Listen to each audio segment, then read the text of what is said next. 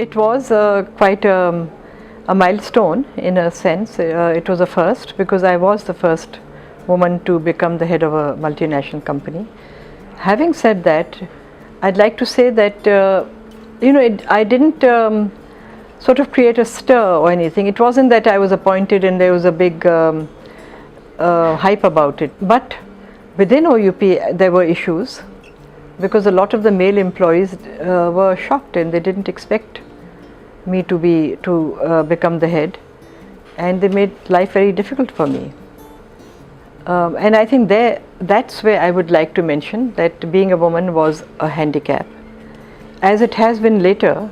I mean, it's not something that I allowed to affect me in any way, but certainly it created challenges, and so many times people have told me that you can't give us orders. My reaction was that, if they said you can't do this or you can't do that, I would say I can and I will. And I actually showed it by doing it. It wasn't a big multinational then, it wasn't that well known, it didn't have such a profile that it does have now. And in those days, and for many years, I was given a free hand. Of course, I had to operate within a framework, but it was almost like running my own business. And I treated it like my own business. The passion that I put in it, the commitment, the hard work, it was as if it's my own business. And actually that is the only way that you can be successful as a CEO or as a proprietor of your own business. I joined Oxford University Press in 1979, and I was in, supposedly my job was a field job to promote OUP books throughout the Punjab, and in those days, as it is called, the Northwest Frontier Province. So I used to travel a lot, and I would visit schools and universities, medical colleges, booksellers. I really got to know the market. I felt that this is something I can do myself. I became very ambitious, and I wanted to be a real publisher, because in those days Oxford University Press was publishing less and importing more. So in 1986 I launched my own publishing house. It was called Saiyid Books. The business was doing well. I was growing, but I wasn't publishing, and for that I really needed a lot of investment. In the meantime, OUP contacted me and asked me to come back. My mother and my sister discouraged me, and they said that you're the proprietor of your own business which is growing, and at some stage you'll be able to publish, but that might have taken some years. And despite their discouragement, I just felt that I'll have access to resources that will enable me to publish. I think that it's very important to have mentors. It's also very important to have buddies. Your peers with whom you have a meeting of minds. I used to teach at the Lahore American School, and the person who was the superintendent was an American woman, and I liked the way that she used to work. She was running the whole school, and I was actually a teacher. I could say that she was one of my mentors. And for example, what I found was that what I learned from her was her total professional attitude towards work. And I remember two things that I can mention right now. That whenever she was traveling or going away on holiday, she would make a long list of to-do things and start ticking them off, and she would say, well, now I can go on my holiday. And I thought, what a professional way to, it doesn't sound like a big significant thing, but it just shows your sense of responsibility to your profession.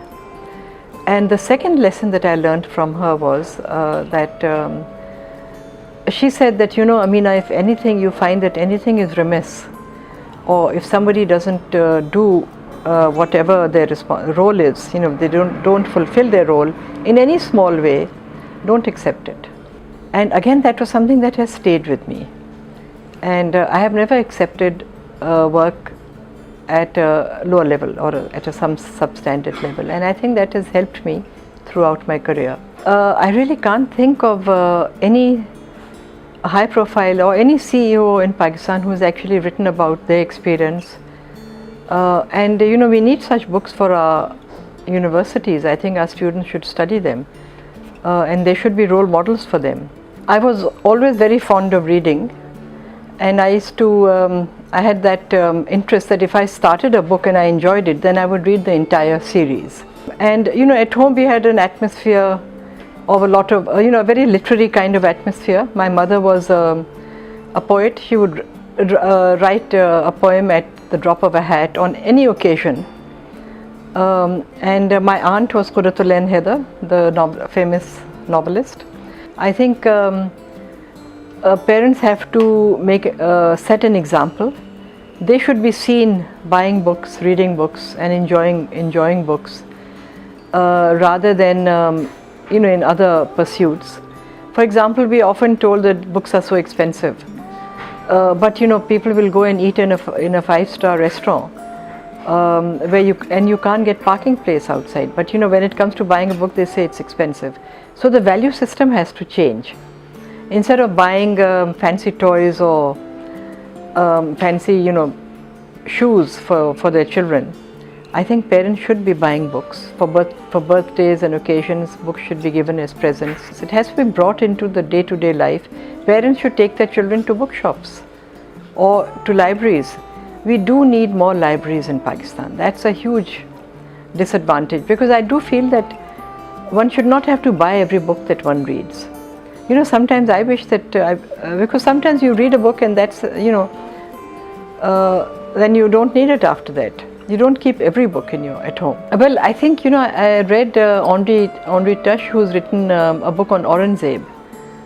It's a thin book, but that made a huge impact on me. You know, it was a kind of a paradigm shift in my thinking, because she has presented a new, you know, image of Aurangzeb, which is nothing like what we have been taught all our lives. I think I feel that I could have spent more time with my friends, parents, my children, because I just feel that I was so driven and so obsessed about my work that you know, for example, when my father died, I wasn't by his bedside. I was in office, and I've never forgiven myself for that, because I do feel. And actually, at some stage in my life, I realized that, and I made that kind of change. I didn't create sort of divisions between my home and my work. I let them overlap. And that actually worked very well for me. I wish I had introduced that earlier. You know, in the sense that if my child was ill, I wouldn't go to work, then I would stay at home. I could have applied it earlier, and I think I might have had less of a guilty conscience.